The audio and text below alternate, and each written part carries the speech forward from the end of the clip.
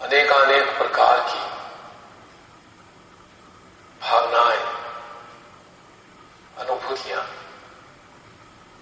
हमारे भीतर से उमड़ती घुमड़ती बाहर की ओर आती हैं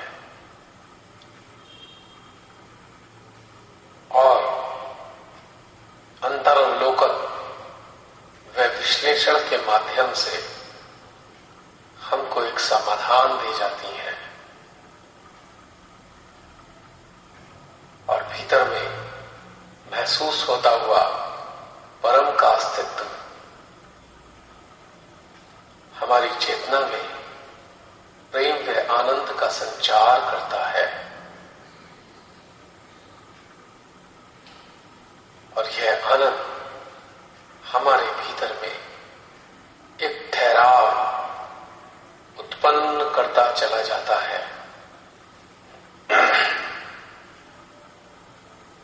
और उस ठहराव में हम देख पाते हैं स्वयं को। जिन चीजों से अक्सर स्वयं की विमुख रहा करते थे, उन्हीं चीजों को अपने सामने प्रत्यक्ष पाते हैं और उनको हृदय से स्वीकार करते हैं। तो आइए चलते हैं अपने ही मध्य हृदय में अपने समस्त साथियों के साथ जो ध्यान में हमारी मदद करते हैं। सिंहासन पर आसीन श्री मां को जो हमारे ही हृदय में स्थित है, साष्टांग प्रणाम करते हैं।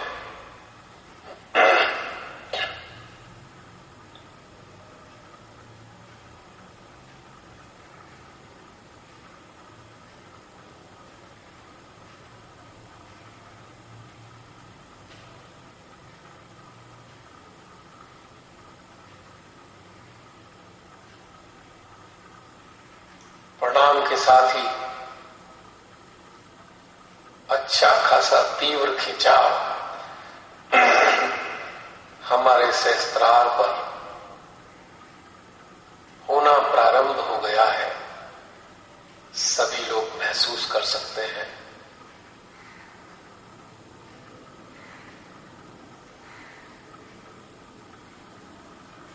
आज कुछ ज्यादा ही है।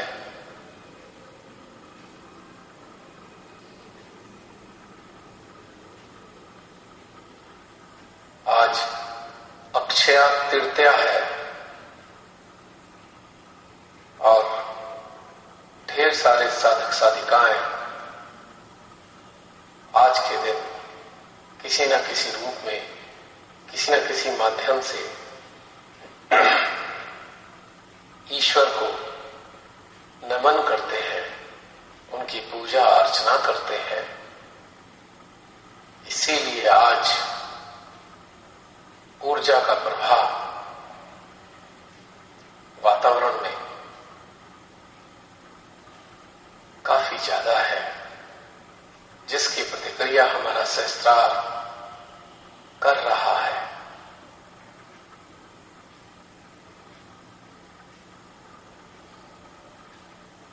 अब बैठ जाते हैं ध्यानस्थ मुद्रा में। इस सामूहिक प्रसाद को ग्रहण करने के लिए ही अपने हृदय में स्थित हो जाते हैं। असंख्य सूक्ष्म जागृत चेतनाओं के बीच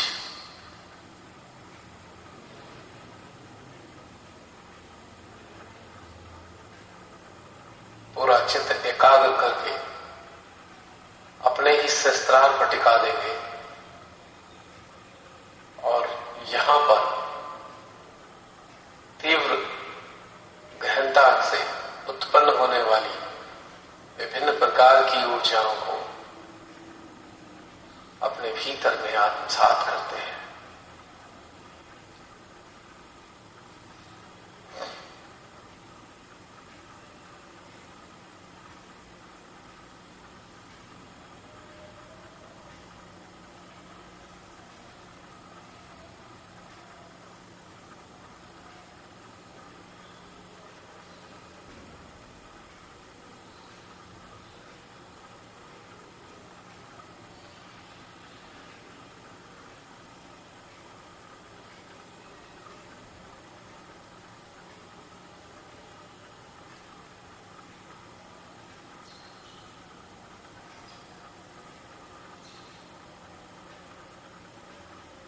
इस प्रसाद को अपने मध्य हृदय में मिलाएंगे।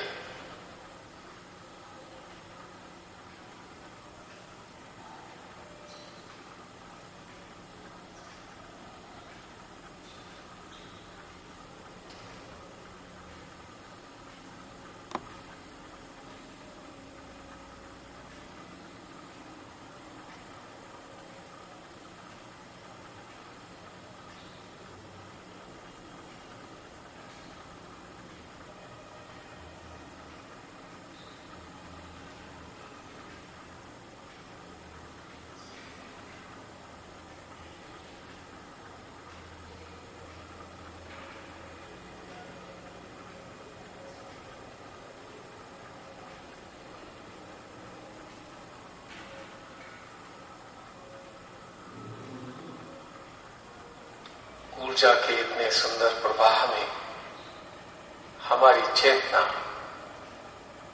सराबोर हो रही है, जैसे कि झरने के नीचे हम लोग अक्सर स्नान करते हैं। इसी प्रकार से ऊर्जा रूपी झरना हमारे सहस्त्रार पर निरंतर गिरता है और हम उसके आनंदमयी प्रेम जल में भीज रहे हैं।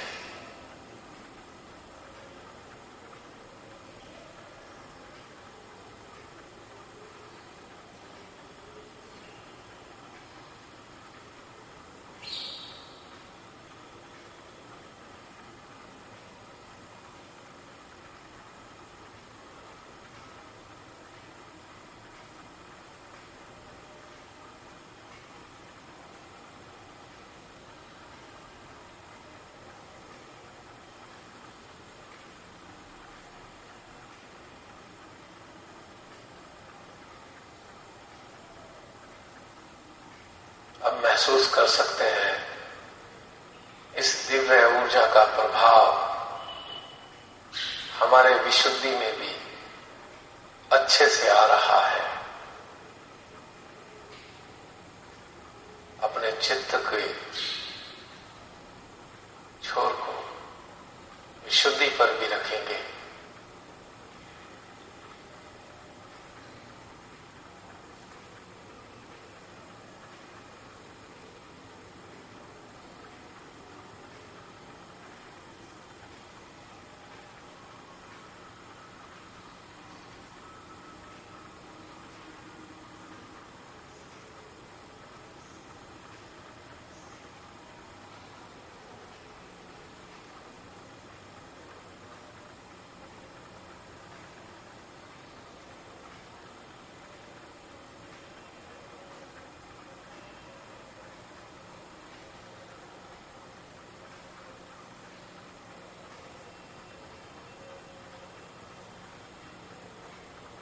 इस सुंदर से प्रवाह को अब हम अपनी नाभि में भी ले जाते हैं।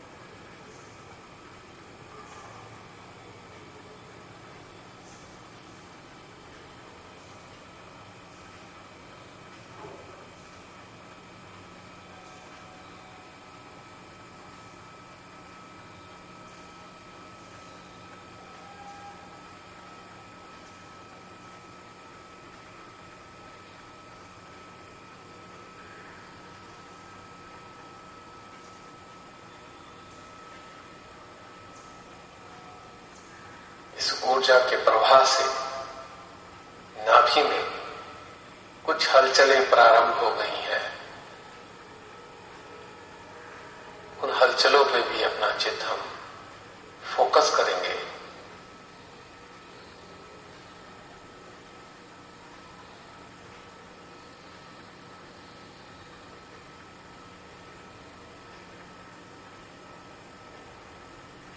नाभि में चित्त रखने के साथ साथ स्वाधिष्ठान के दोनों तीनों चक्रों में भी ऊर्जा की अनुभूति होनी प्रारंभ हो गई है।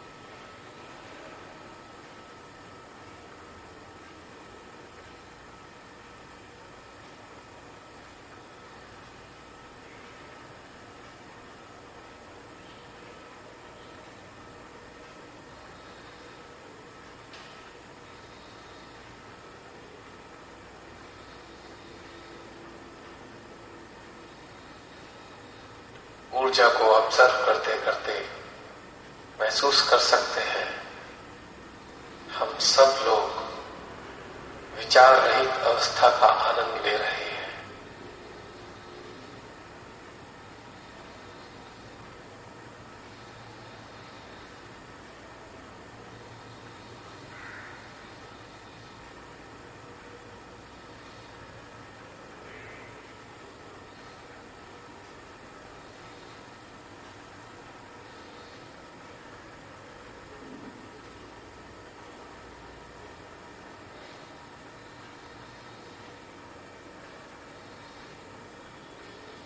अपने स्वयं के भीतर में परमात्मा के प्रेम को, उनकी शक्ति को जब हम एकाग्र होकर महसूस करना प्रारंभ कर देते हैं तो बड़े सुंदर तरीके से हमारा ध्यान प्रारंभ हो जाता है।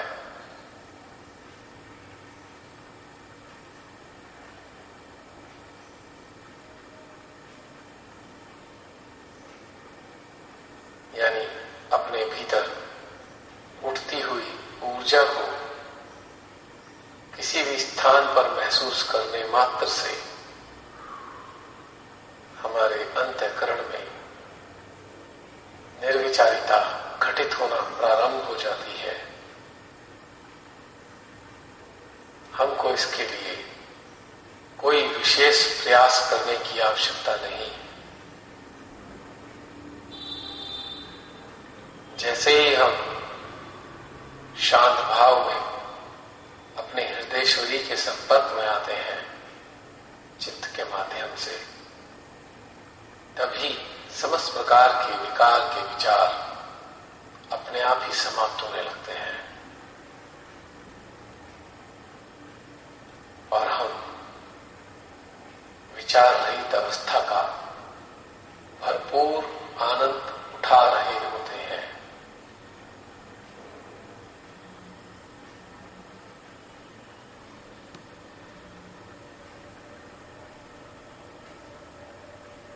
सबसे ज्यादा ऊर्जा इस वक्त सहस्त्रार पर महसूस की जा रही है।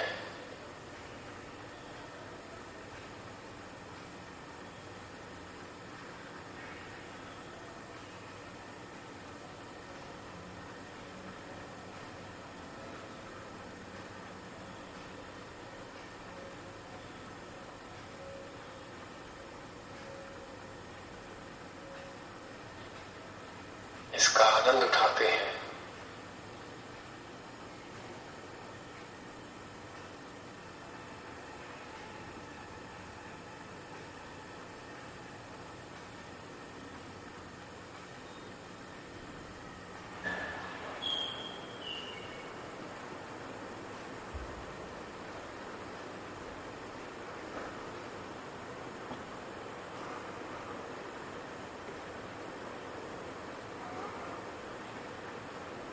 भीतर ही भीतर में परम के प्रेम का आनंद उठाते उठाते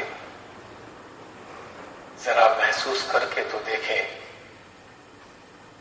इस घड़ी हमारे भीतर में कितना आनंददायी सौंदर्य उमड़ना प्रारंभ हो गया है। इस सौंदर्य का एहसास हमें अक्सर नहीं होता है,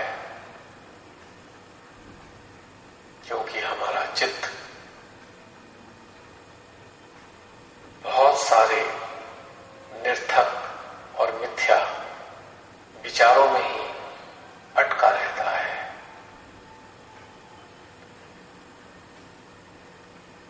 मन के कोशों के कारण जो स्मृतियां हैं, उनके कारण अनेकों प्रकार की वैचारिक प्रतिक्रियाएं हमारे आज्ञा में निरंतर चलती रहती हैं और हमारा चित्त उन प्रतिक्रियाओं में या उन प्रतिक्रियाओं से उत्पन्न विचारों में अटक जाता है। नाना प्रकार के विचारों की चेन हमको निरंतर उलझाए रखती है, चाहे हम सीमा के सामने ही क्यों ना बैठे हों, और हमारा वो समय, बेशकीमती समय व्यर्थ होता चला जाता है। ध्यान वास्तव में भीतर के सौंदर्य का रसास्वादन ही है,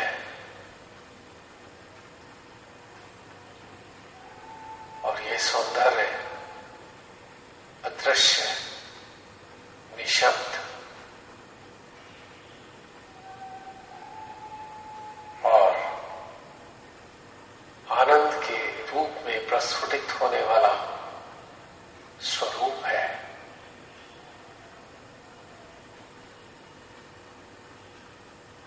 भीतर के सौंदर्य से इस वक्त हम अच्छे से जुड़े हुए हैं।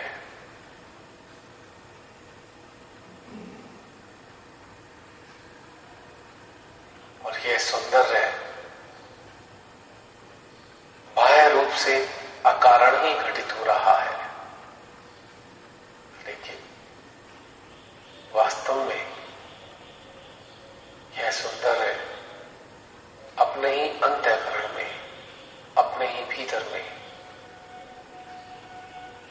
परमपिता परमेश्वर की शक्ति को महसूस करने का परिणाम है।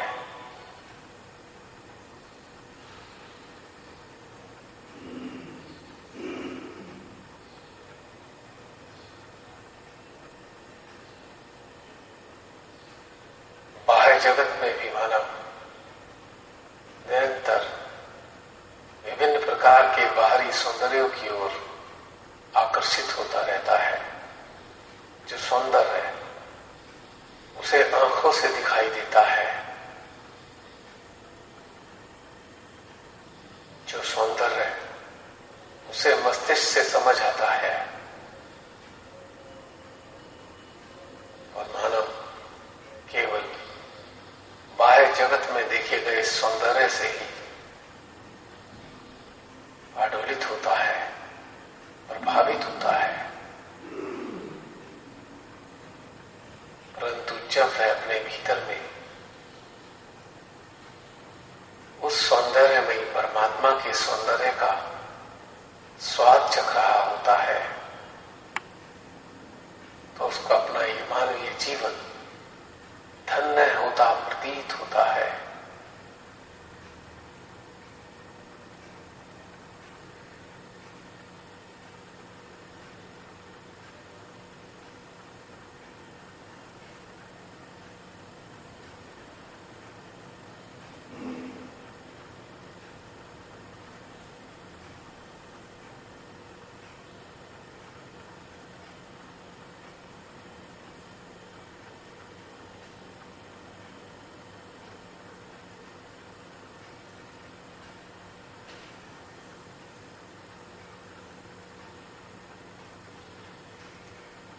ऊर्जा बढ़ती जा रही है,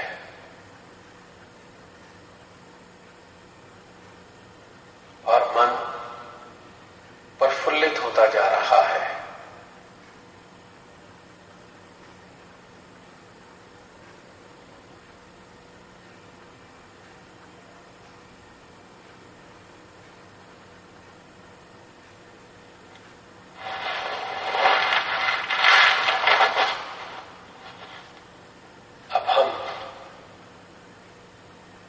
अपने भीतर की उन सभी स्थितियों और विशेषताओं की ओर अपना चित्त ले जाने वाले हैं और अपनी चेतना से उनको महसूस करने वाले हैं।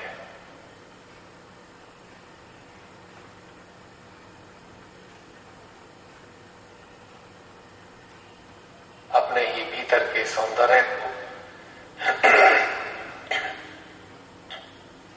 अपनी चेतना के समक्ष लेकर आते हैं। सबसे पहले चित्त अपनी किसी एक ऐसी विशेषता पर लगाते हैं जो हमको स्वयं को अति प्रिय है।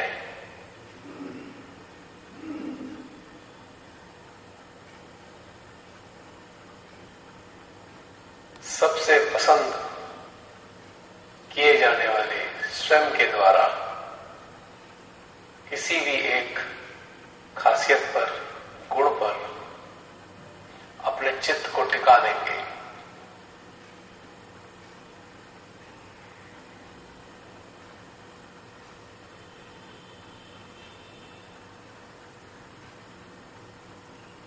और उस अपने स्वयं की विशेषता की प्रतिक्रिया को अपने भीतर में जरा महसूस तो करके देखें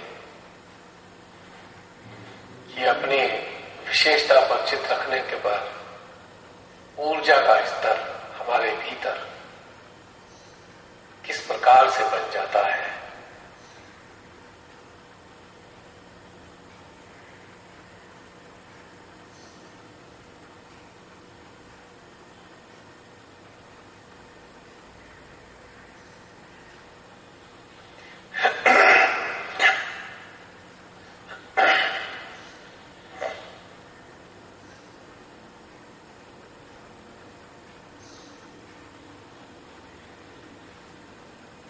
महसूस कर सकते हैं अपने गुण पर चित्त रखने पर सहस्त्रार में ऊर्जा का भाव बढ़ने लगा।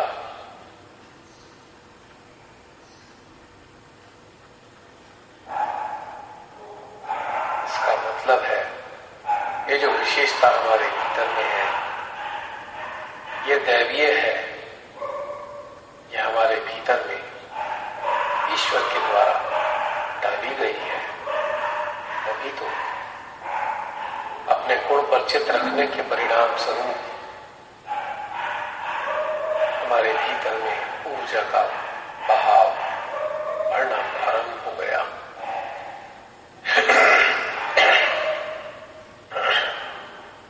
और अज्ञानता में हम इसे स्वयं की विशेषता समझते थे।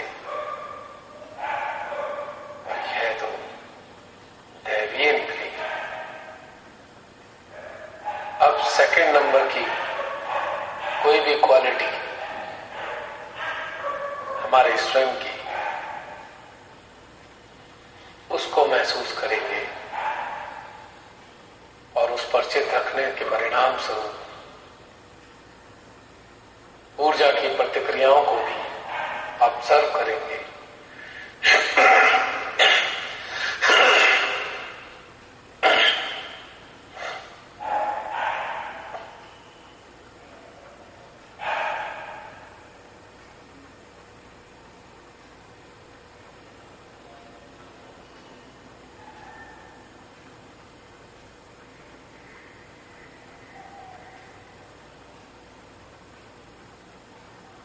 सेकंड विशेषता पर भी ऊर्जा बढ़ती जा रही है।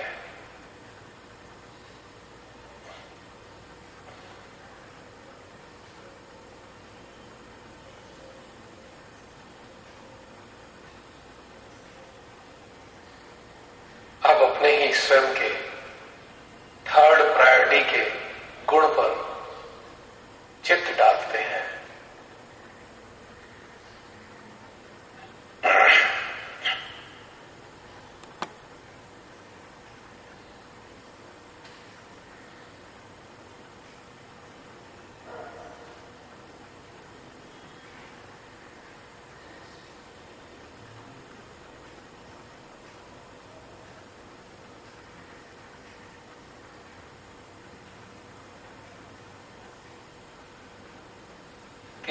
स्थिति में भी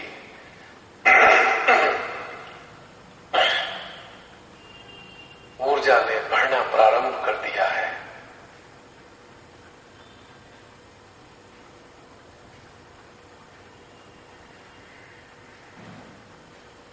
यानी कि हमारे भीतर गुणों में सौंदर्य छिपा है। वो सौंदर्य परम का है, ये हमारा नहीं है।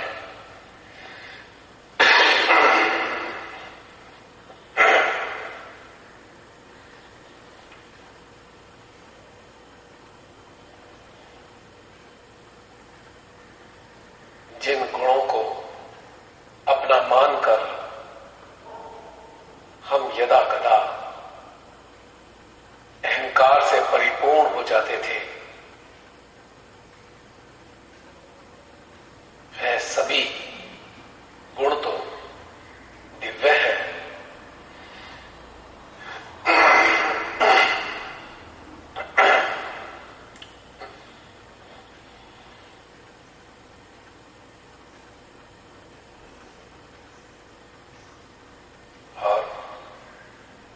अब जरा देखते हैं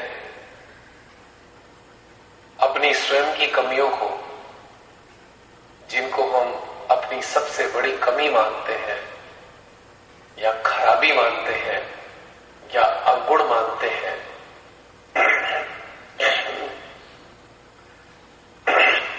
उसकी ऊर्जा क्या कहती है। अपने चित्त को पूर्ण एकाग्रता के साथ अपनी उस कमी के ऊपर टिका देंगे।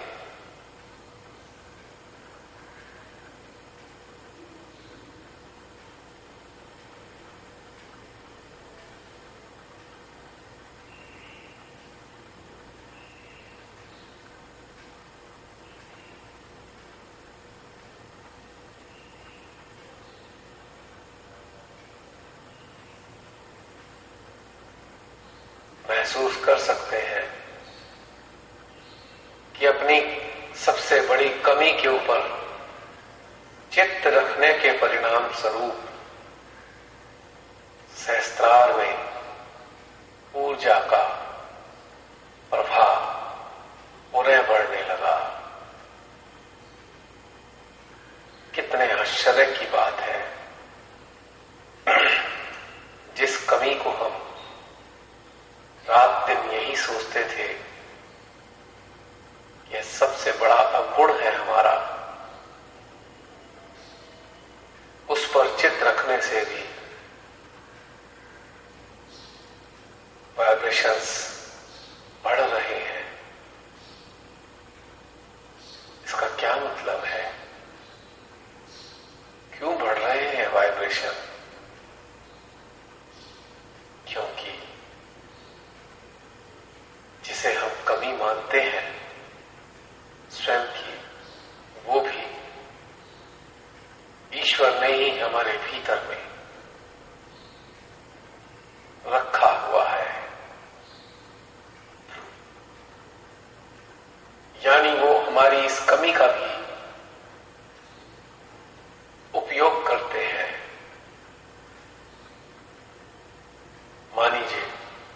मान लेते हैं किसी को बेहद क्रोध आता है।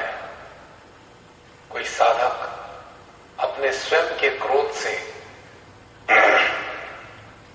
अक्सर पीड़ित होता है और वो ये सोचता है, ये क्रोध ना होता मेरे अंदर तो कितना अच्छा होता। परंतु जब हम स्वयं के क्रोध पर अपना चित्त डालते हैं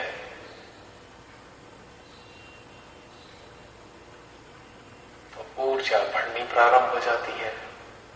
बड़े आश्चर्य की बात है, क्योंकि हमारे क्रोध के माध्यम से परमेश्वर ने कोई कार्य करना है।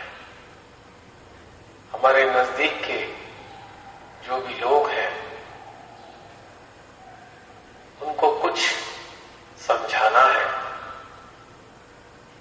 इस कारण से यह एहसास ऊर्जा के माध्यम से वो करा रहे हैं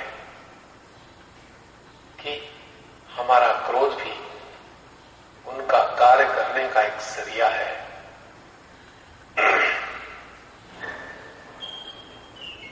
अब सेकंड नंबर पे आते हैं।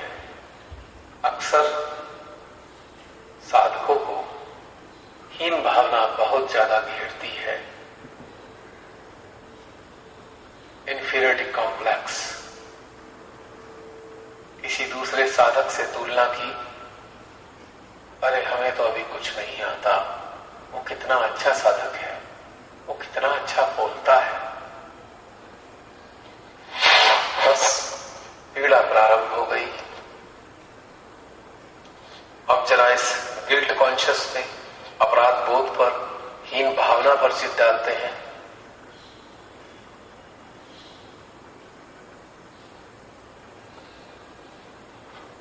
और महसूस करके देखें कि अपनी हीन भावना या अपराध बोध का भाव इस वक्त हमको किस प्रकार से ऊर्जा के रूप में एहसास करा रहा है।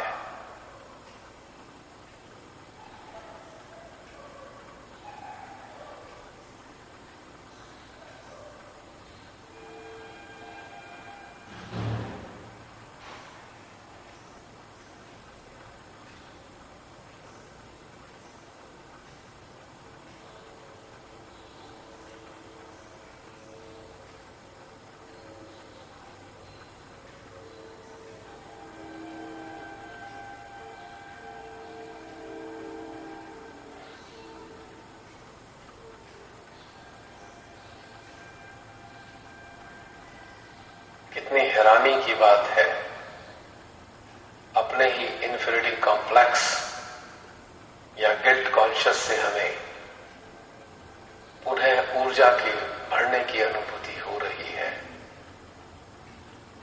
आम दशा में जब हम किसी भी प्रकार के गिल्ट कॉन्शियस में फंस जाते हैं तो हमारी लेफ्ट विशुद्धि में जलन आनी शुरू हो जाती है या दर्द होना प्रारंभ हो जाता है। और अब देखिए, जब हम इस स्थिति को समझना चाह रहे हैं, ये आखिर है क्या, ये अवगुण गुण क्या है, इस पर चित्त रखने से किस प्रकार की ऊर्जा हमें हासिल होती है। तो जब इस प्रकार से जब हम देखते हैं तो ऊर्जा में कोई कमी नहीं आती, कोई चीज नहीं पकड़ती, जो इस बात का परिणाम है कि यह समस्त चीजें हमारे भीतर में स्वयं परम प्रिय परमात्मा की देन है, जो विभिन्न प्रकार के नकारात्मक भावों के माध्यम से हमको शिक्षा दे जाते हैं, हमको सीख दे जाते हैं, या यूं कहिए कि हमको सजा दे जाते हैं। पुरस्कार और सजा भी तो एक भाव ही है ना। किसी बात के लिए हमने स्वयं को पुरस्कृत महसूस किया तो किसी बात के लिए कभी हमने स्वयं की सजा का पात्र महसूस किया। यानी कि हमारी जो नजरिया है वही हमारा स्वर्ग और नरक है, वही हमारे लिए सजा और वही हमारे लिए पुरस्कार है। ये दोनों ही चीजें हमारे भीतर में कोई समस्या पैदा नहीं करती हैं, बशर्ते हम उन चीजों को समझें। अभी हमने चित्त डाला था गिल्ट पर कि गिल्ट में कैसी ऊर्जा है, तो ऊर्जा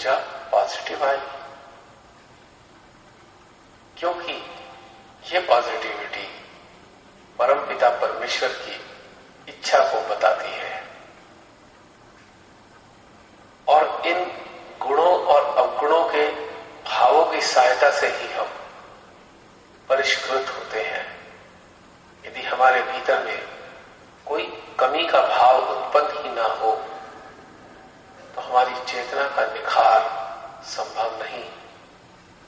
ये जो भीतर का अंतर्द्वंद है, इंटरनल कॉन्फ्लिक्ट है, यही तो हमें निखारता है निरंतर,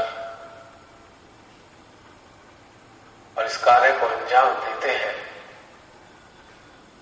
हमारे तीनों के तीनों आज्ञा चक्र निरंतर यहां पर किसी न किसी बात की विवेचना चलती रहती है, और विवेचना का परिणाम हम स्वीकार करते हैं या स्वीकार नहीं करते। चाहे हम स्वीकार ना भी करें, इससे क्या फर्क पड़ता है? जो है वो तो हमारा ही है। तो इस प्रकार से हम जान पाते हैं कि हम स्वयं को अनेकानेक दोषों से युक्त कर लेते हैं, मान लेते हैं, और कभी स्वयं को मान लेते हैं कि हमारे भीतर इतने सारे गुण हैं। दोनों ही प्रकार की स्थितियों से, दोनों ही प्रकार के भावों से हम साइमल्टेनियसली कुछ ना कुछ सीखते हैं। हमारी चेतना कुछ ना कुछ तथ्यों और तत्वों को ग्रहण कर समाधानी होने लगती है।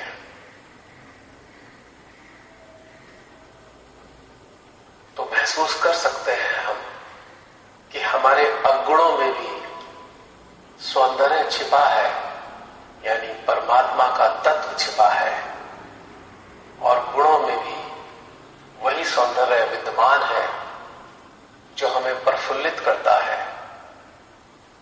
अवगुण हमें उदासी की तरफ ले जाते हैं और गुण हमें खुशहाली की तरफ ले जाते हैं। दोनों क्रमानुसार भीतर में निरंतर घटित होते रहते हैं और हमारी चेतना के विकास में सहायक होते हैं। इस अवलोकन से, इस ऑब्जर्वेशन से या इन तथ्यों से हम समझ ही सकते हैं कि हमारा निर्माण स्वयं परम पिता ने मां के माध्यम से किया है। तो भला हमारे भीतर क्या चीज खराब हो सकती है? कुछ भी नहीं। जो कुछ है वो सभी हमारी चेतना को पूरी तरह जगाने या समझाने के लिए ही डाला गया है। इसका कारण है हम अनेकानेक जन्म लेकर इस धरती पर आते रहे हैं। अनेकानेक जन्मों के परिवेशों से गुजरकर हम वर्तमान जीवन में स्थित हुए हैं। तो हमारे अवचेतन मन में, सामूहिक अवचेतन मन में अनेकों प्रकार के परिवेश आज भी विद्यमान है, और उन परिवेशों के आधार पर ही हमारे मन में बहुत कुछ निरंतर चलता रहता है। अच्छा बुरे का ख्याल लगातार बना रहता है, क्योंकि वो इसलिए है क्योंकि उसका एक आधार है। सामूहिक अवचेतन में उनकी स्मृतियों के अवशेष है। कई बार हमें डायरेक्ट कुछ भी याद नहीं आता, पर हमारे भीतर में पड़ा हुआ स्मृति का अवशेष हमारी टेंडेंसी को प्रकट करता है, हमारे स्वभाव को दर्शाता है। बहुत लंबे अरसे तक यदि कोई भी स्मृतियां हमारे भीतर पड़ी रहेंगी तो यही स्मृतियां हमारे अंदर स्वभाव का निर्माण करती है,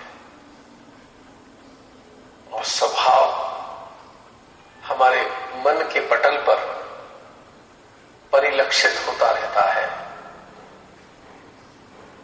इस तथ्य को अच्छे से समझने पर हम ये जान सकते हैं भीतर में कुछ भी ऐसा नहीं है जिसमें सौंदर्य ना हो। हमारा संपूर्ण अस्तित्व और वर्चस्व सौंदर्य से परिपूर्ण है, क्योंकि हम श्री मां के द्वारा निर्मित है। भला वो असुंदर चीजों का निर्माण कैसे कर सकती हैं? उनका तो कार्य सुंदरतम रचनाओं का निर्माण करना है। बस हम अज्ञानतावश ये मान लेते हैं कि हम ऐसे हैं या हम वैसे हैं, और सोच सोच कर निरंतर स्वयं को पीड़ित करते चले जाते हैं। गुणों अवगुणों की जगह यदि हम ये कहें कि हमारे भीतर के ये ट्रेड्स हैं,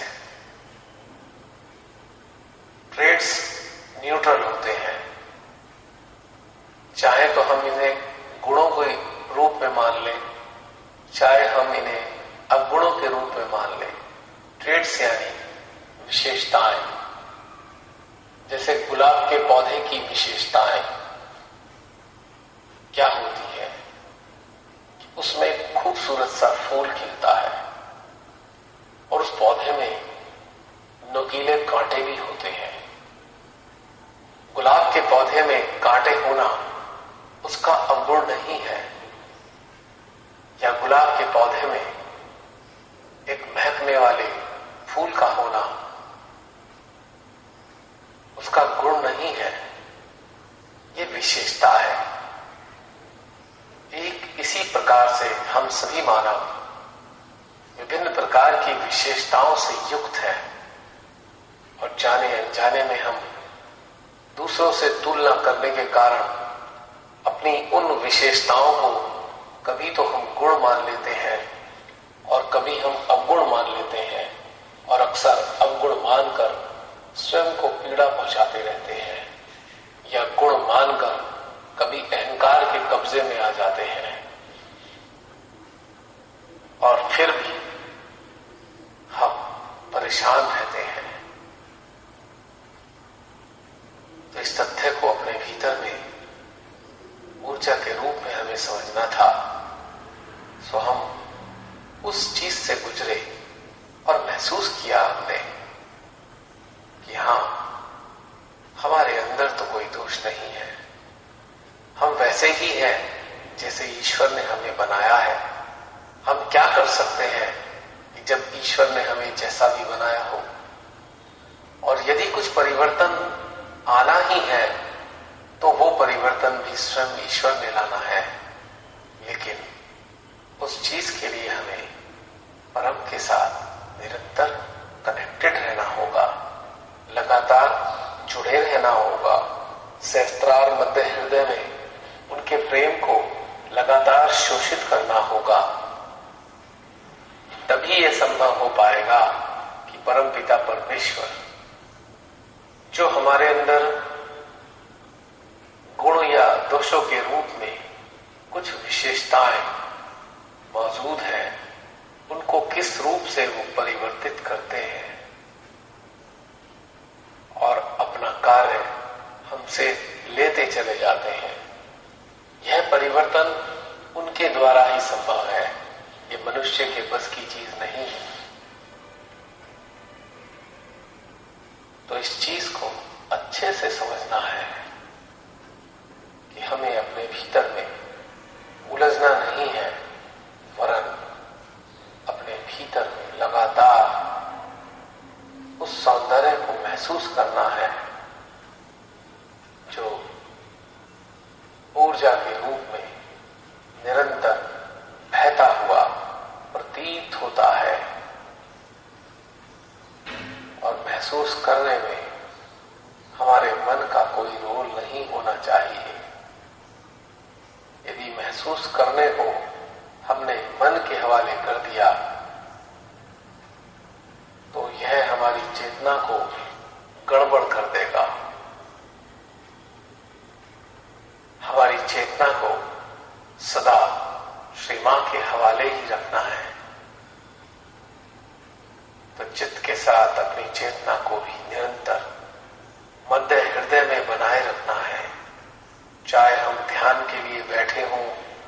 ना बैठे हो, बैठ पाते हो या नहीं बैठ पाते हो, दोनों ही अवस्थाओं में हमें अपनी चेतना को निरंतर श्री मां के चरणों में स्थापित रखना होगा।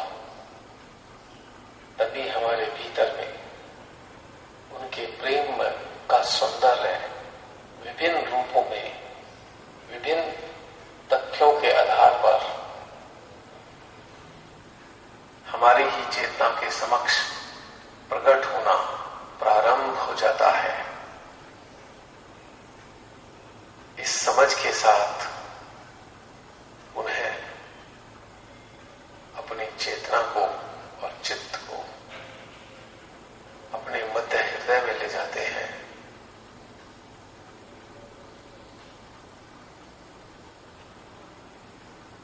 और इस मूक ऊर्जा की भाषा को अपने हृदय के माध्यम से लगातार ग्रहण करते जाएंगे।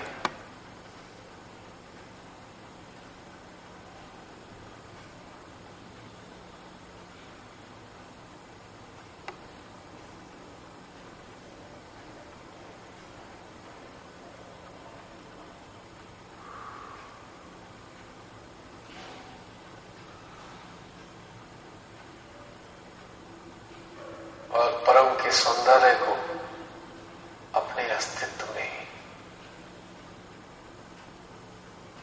महसूस करते रहेंगे।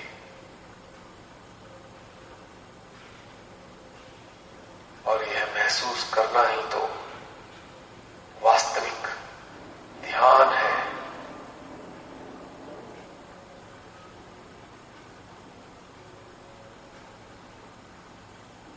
हमारे चारों ओर भी वही है, भीतर में भी वही है, कोई अंतर नहीं है।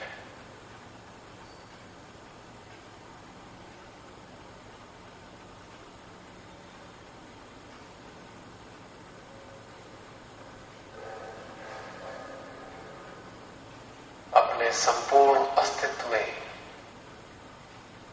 बहती हुई ऊर्जा में हम खोते जा रहे हैं, डूबते जा रहे हैं।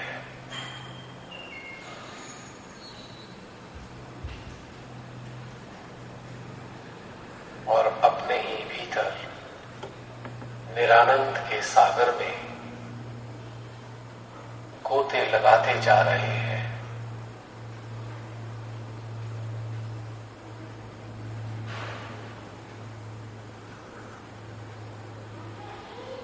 इस आनंद को बरकरार रखेंगे।